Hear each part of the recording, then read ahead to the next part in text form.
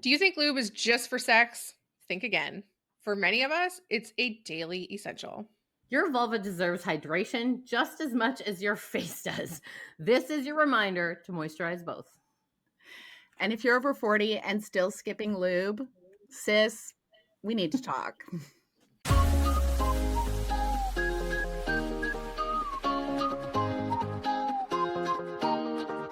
Welcome to Not Safe for Brunch. In this podcast, we're here to bring sex, insight, and real-world education to the table unapologetically. Think about it as having those important, unfiltered brunch conversations with your closest friends about sex, relationships, and everything in between. With over 55 years of experience combined in the intimacy industry, helping individuals and couples focus on breaking down barriers, reducing shame, and empowering people to embrace their desires and relationships with confidence. Hi, I'm Coralie. I live in the Vancouver area. I'm a married mama too, half empty nesting, one in, one out. And my secret power is I love a good rabbit hole. I love digging deep and finding the truth or the root cause of a situation. And I'm Amber. I live in Ontario. I'm married. I'm a mom and a GMA.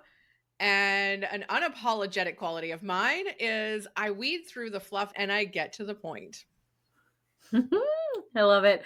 I am Vicki. I'm in Manitoba. I'm divorced and I'm re-entering the relationship space. I am a mom to 2 grown-ups, and my magic is making meaningful connections and relationshiping, which of course creates trust. Let's talk about why lube isn't optional. Here's a good stat for you. Only 1 in 5 women regularly use lubricant during partnered sex, even though 9 in 10 report that it improves pleasure, comfort, and ease. That's from the Kinsey Institute in Indiana University. That's wild to me. That's crazy talk. I don't understand. Is it because it's just like an inconvenience? What's the reason here? Because it's so much better. I'm like, that's a no-brainer. Grab the lube. Stigma. Uh-huh. Do you think it's stigma? Because I also wonder too about that, because I think that a lot of times men are like, oh, well, we don't need that. Mhm. I can get you there on my own. And I think that that's a real mind shift that needs to happen on that side so that we're feeling more comfortable as women saying we need lubricant, right? Mhm. Well, and I think it's a conversation because at the beginning stages of mine and my husband's relationship, he's like, oh, I just don't like that feeling. And I'm like, what? Yeah. Then we got to find the right one because this is happening. Then we got to find one that works for both of us. Totally. Yeah.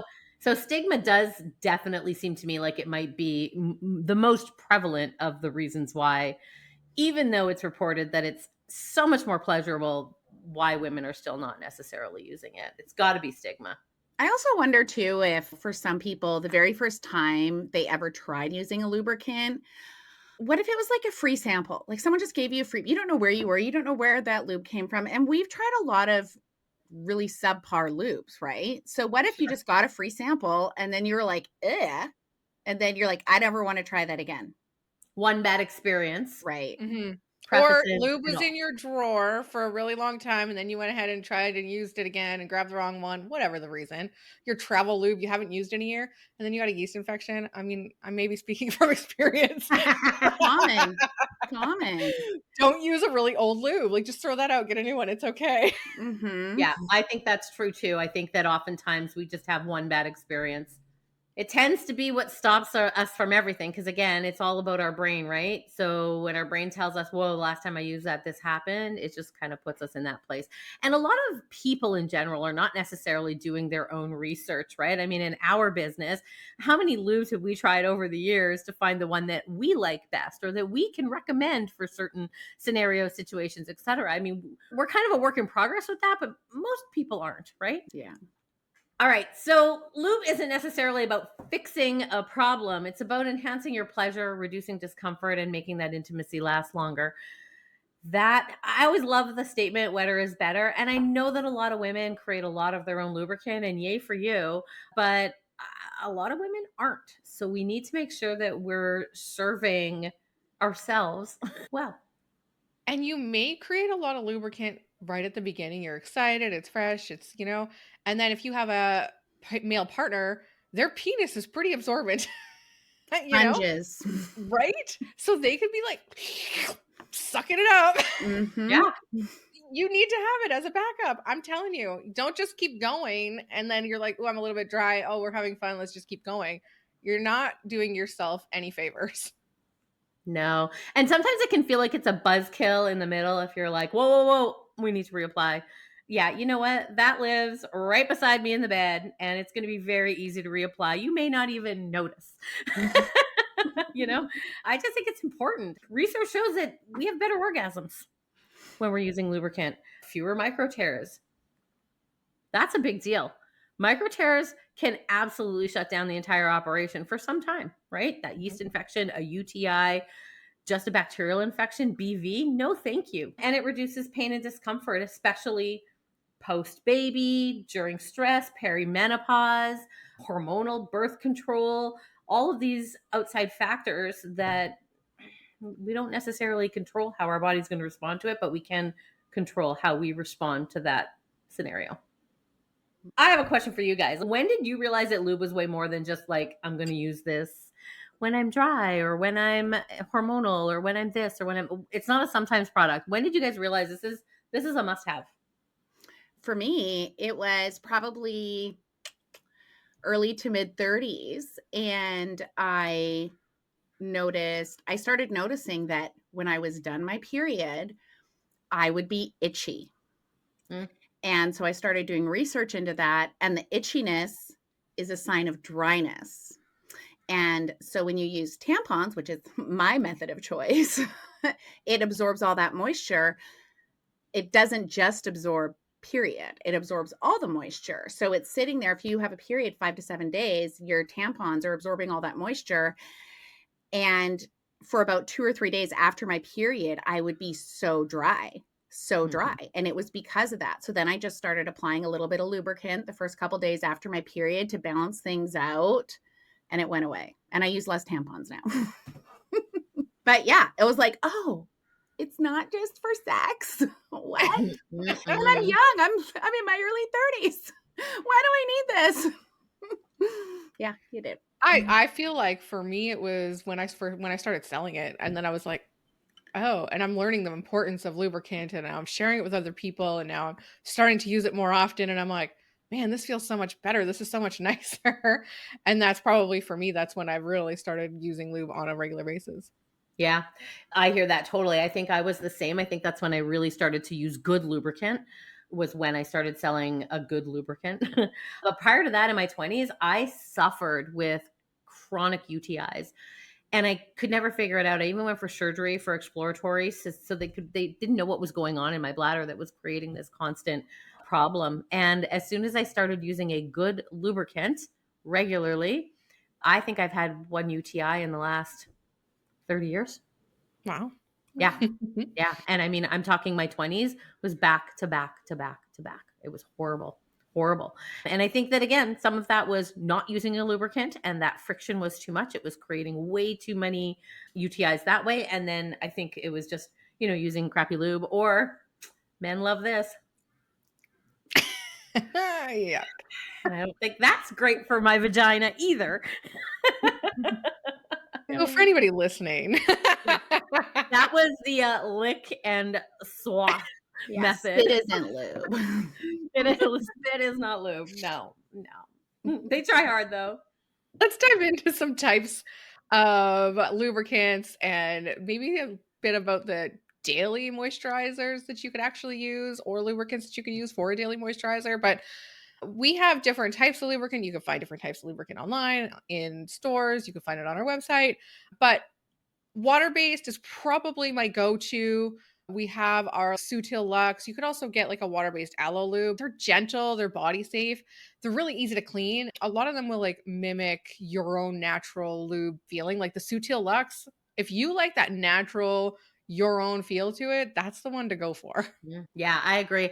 And I think that if you've been on our social media, we're talking about lubricant a lot.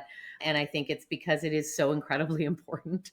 And I agree. The water-based lubricant is just your great everyday basic lubricant that sort of mimics our own natural experience. So that's my preference as well. I'm with you. I'm a Sutil rich girl. I like it thick. I want it thick. I want it to stay in spot. And what I love about the rich, is because I was feeling like water-based weren't working for me anymore, that I had to go onto silicone, which is fine occasionally, but I didn't want to use silicone all the time. I just prefer water. And I didn't think I could until the Sutil Rich. It's my Mhm. go-to. Yeah, because it's Go-to. a water-based. It's a It's water-based, but it's thick. so thick you would think it's a silicone. And it feels, and I sat there on my couch, put some in my hands, and I was just doing this for 7 minutes. It didn't get gross. I had to actually just go wash it off. I was like, I'm going to get carpal tunnel. My fingers are hurting. I wanted to see how long it would go.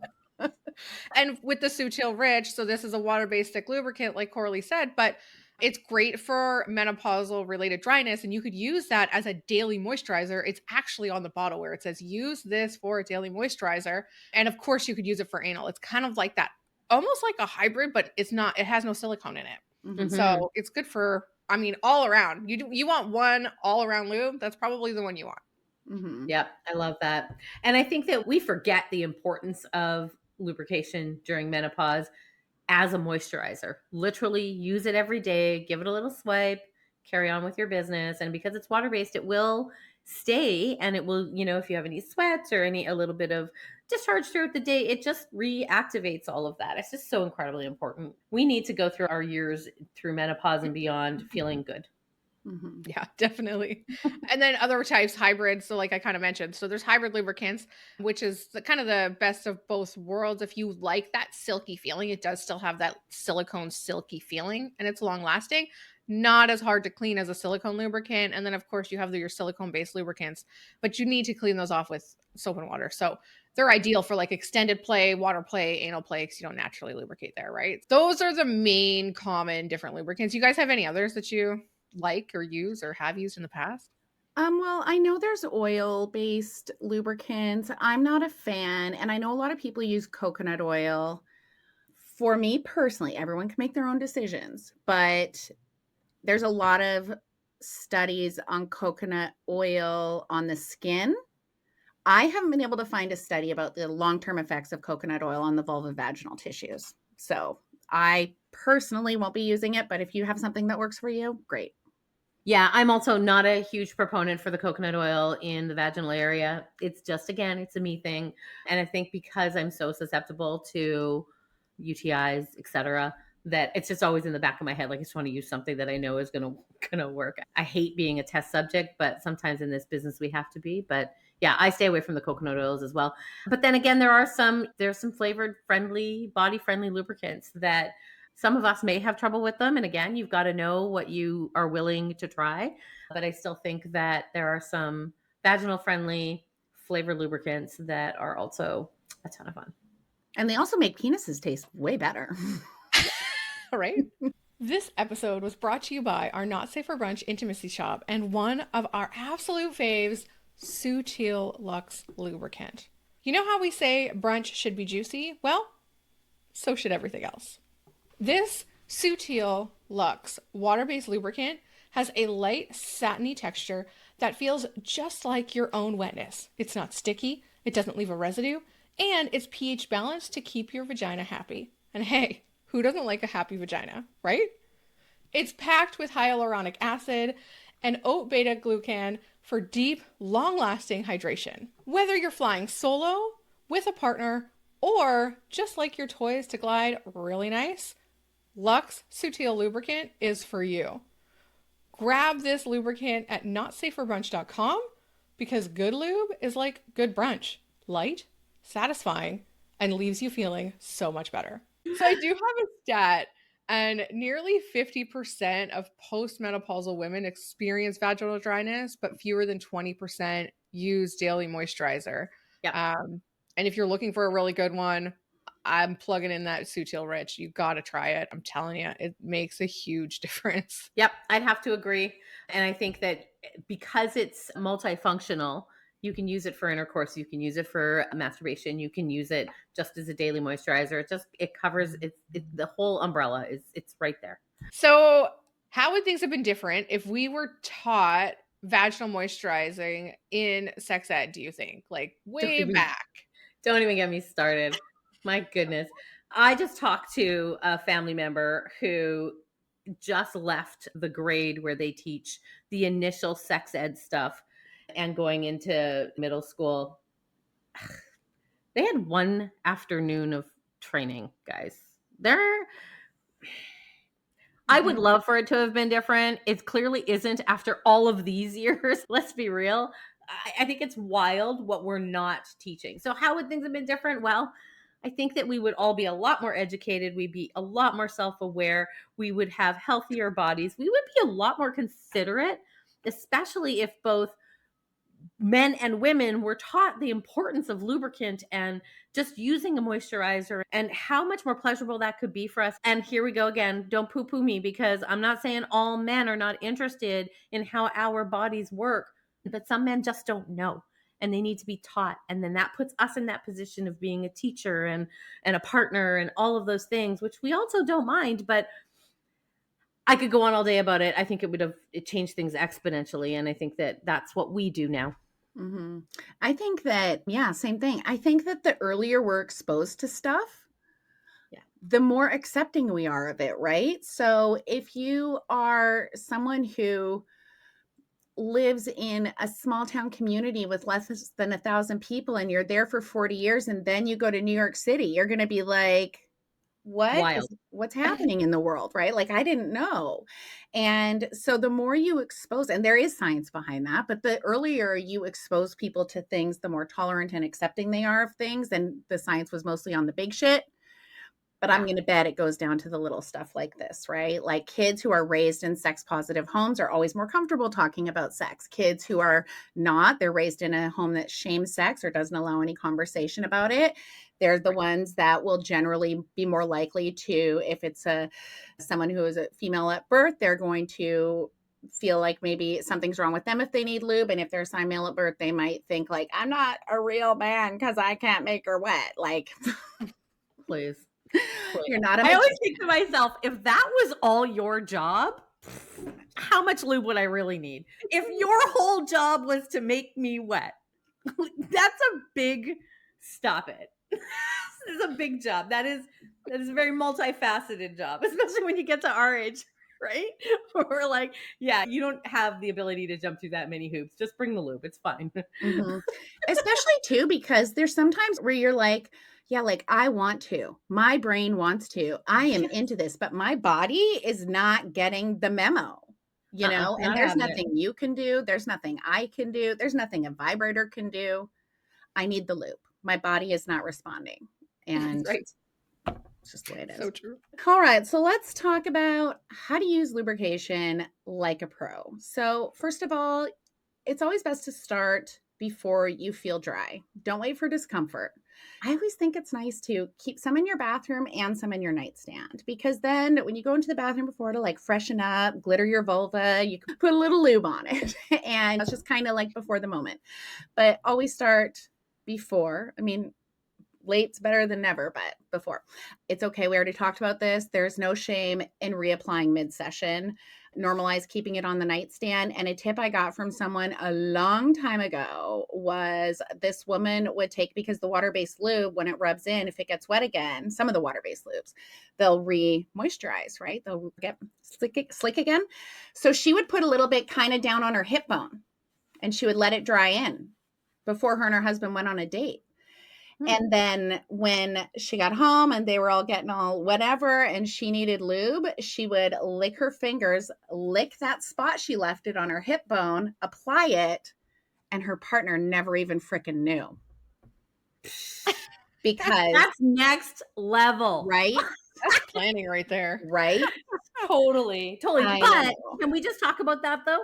Why was it done so that her husband didn't know? Like, that's the part that sort of perpetuates all this. Now I get it in the moment and that's kind of sneaky and fun and I like it, Yeah. but Mm. it's the fact that, yeah, like her husband didn't even know. So then he was led to believe that he was the creator of that. Yeah. And I heard that like 15 years ago. So hopefully there's been some progression. Yeah, that's interesting to me. Yeah, I Yeah. love that. I think like I said, I think it's fun. I think it's sneaky. It's a little whatever. Well, Yeah. and it's fun, like, not necessarily like that they don't know. It No. could be cool for, a third date or whatever, you go and Right. have some fun. Yeah. But in the car or somewhere where you're not coming back home to grab the lube, if you don't have it, you don't want to carry it in your purse or your handbag. That's a great way to do it. Totally. I have sample packets everywhere, you guys. Yeah. Me too. Every drawer, the car, you name it. You don't know. You You don't never know. know. Yeah. Yeah. Well, not my car, but it's a Civic. Nothing's happening in there. I think you'd be surprised. But you can pull over and then you need it in your car because you just got out. It's in my anyway. purse. It's okay. Number's gone all the way now on date night. Oh yeah, date night's fun. Yeah. Let's get caught anyway. Okay. Another tip I wanted to say with the lube is don't just squeeze it and apply it to the vulva or the penis. Okay? No. We put it on our hands and then we apply. It's more sensual. It sounds better, like as you squeeze the bottle. No thanks. And you get more control over location and amount, right? So put it in your hands and then apply. Don't just. But anyway, some other tips are, yes, you can use lube with toys. Now, what's always been recommended is to use water-based lube for silicone toys. I do want to share, I went on a deep dive on this last month. And I started thinking this because a couple of years ago, there was a certain brand that said, oh, you can use our silicone lube with our toys, but you can't use another silicone lube. Then it won't work. Then the warranty isn't valid. So that's what kind of got my brain started thinking. Anyways, you make the choices that you want with your toys. However, what I have read from more recent information is that if it is a good quality lubricant, a good quality silicone and a good quality lubricant, it should not affect your toy at all. It should not. It's the kind of the older ones, the old school ones. So do the research yourself. We are just information givers. We are not here to tell you this is 100%. You got to go do it. The standard has always been water-based for silicone, but I agree. I think it's fine. But you do your own research. They're your toys. I also think it's important that you're not leaving the lubricant on the toy. You're washing your toys after use. You're taking care of your toy in the way it needs to be taken care of. And I think that if you're serious about making sure you're maintaining the quality of your toy, you're going to be just fine. I have also not experienced a silicone lube mishap. So yeah, I've been doing this for a long time. Yeah, the only mishaps I've ever seen are TPR and vinyl melting. Yeah. So if you have the old school toys, are generally thermoplastic rubber or vinyl. I cannot tell you how many times I had them melt together and form this weird toy that no one has enough holes for. Yeah, that's true. But I've never had that happen with the silicone. Okay, anyways, continuing to go. So if you're using condoms, you want to make sure that you are not using any sort of oil-based lubricant. You want to stay away from the coconut oil. Gun oil is another one I've heard about a lot. Silicone and water-based are both fine, but no oil. And you can use lubes for solo play, shower play, floor play. And it is good to have more than one lube, right? Like I love my Sutil Rich, but if I'm going to go have some water play, I'm going to grab a silicone because the water-based will just wash away, right? Sometimes you want a flavored lube. Sometimes you might want a lighter lube. So you can have different types of lubrications for different situations. And that's why I think too, it's important to, if you're at a store and you see like a 4-ounce bottle or the 20-ounce bottle, don't go for the 20 ounce. First of all, it's probably going to go bad before you can use it all. And I don't mean, and all that means is it's going to lose its efficacy. But you know, the reason, like when we were talking earlier, and Amber was talking about yeast infections, if you have a bottle that's open for 12 or 18 months, bacteria is going to get inside there, right? Especially if you've been applying it and then reapplying it and you're probably not washing your hands in between, you got to think about that. So get the, 4 to 8 ounce size maybe, and just have multiple, have different ones, find a brand you love. And then also too, some other things to consider if you're trying lubrications and you notice like, oh, I have a reaction, I have this, I have that. First of all, don't go to the drugstore. Go to our website, notsafeforbrunch.com, or another place that you trust, a store you trust, or a site that you trust. But try any that are flavor free. If someone's going to be sensitive, flavors are generally not going to work for them. Also, you can look for lubes that are pH balanced for more sensitive people. A good lubrication is going to be pH balanced anyways, unless it's like flavored, but a water-based lube was generally going to be pH balanced if it's a good quality lubricant. I also think it's really important if you have a reaction to a lubrication, look at the top 5 ingredients, go onto the web, go into ChatGPT, throw those top 5 ingredients in and say, which one of these ingredients do most people have a reaction to? And you can figure out, because some people cannot use glycerin at all. It causes a huge reaction, whereas other people, the glycerin is a benefit to them, right? So it's really important to know your body and what your body likes. So if you ever have a reaction, or if you're like, oh my God, this is the best, look at the top 5 ingredients, except for water. If water's in there, add 6, and see like what your body could really love or what your body could not like, so that you can just be a smarter shopper in the future.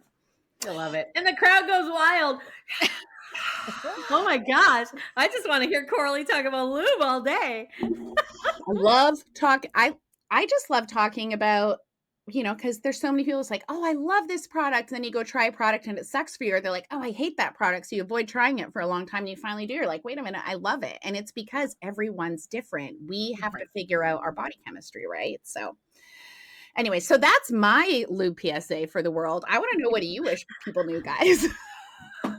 I think for me, the lube PSA is simply to try until you get the right one. I love what you said about getting smaller amounts, really allowing yourself to test things out, see what works for you, and that there is no shame in the lube game. That is what I really, really wish that people knew, because I think that there is definitely stigma around it. Yeah, and if you want to try smaller size bottles, we have them on our website, you guys. And guess what? We got a 3-pack. You could try all 3 out and pick your choice. I love that. You get to decide. You figure out which one's best for you. I would say my PSA is start with a little bit, like start small amounts and then add on.